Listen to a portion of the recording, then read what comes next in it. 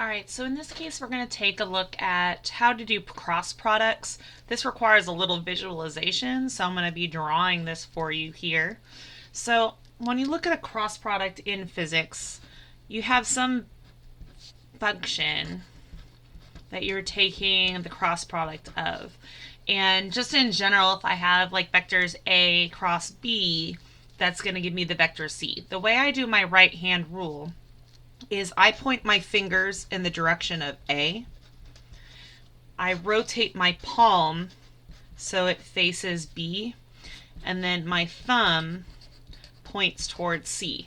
Now there's other versions where you do like your fingers, like something like this, and you'll see that a lot online. I don't like that. It confuses me whenever the vectors are not at 90-degree angles. So this is the way that I learned it, and this is the way that I like to do it. You can use the right hand rule however you want, but I'm going to show you what I do so you know what I'm doing in the videos. So if I was to take a vector A here, and I went to cross, say, vector B, what I would do is I would point my fingers directly at vector A. So I'm going to be pointing my fingers, which is kind of hard, with my right hand up towards the top of the page in that direction of A. Now, my palm needs to rotate to face B. So in that case, my palm is going to face to the right.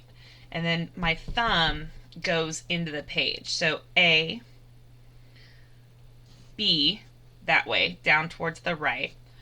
And then my thumb is into the page. So that would give me C as a vector that is into the page. Remember, we use X as into the page.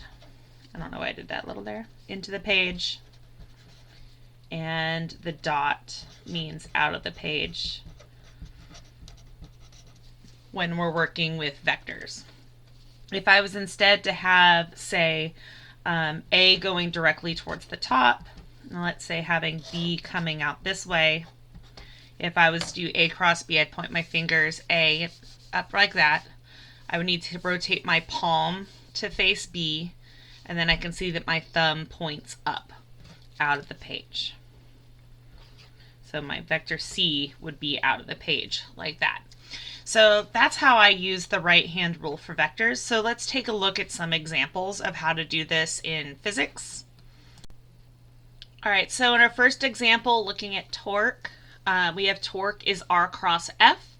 So what I'm going to do in this case is I'm going to pick a direction for my force acting on this rod. I have my pivot point right here.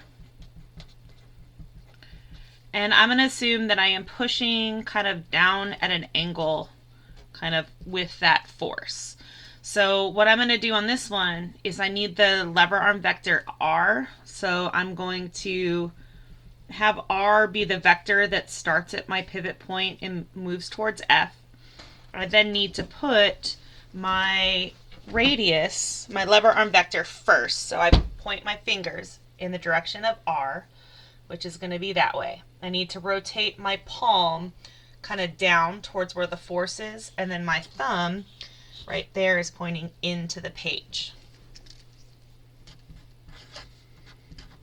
So the torque about that pivot point is into the page.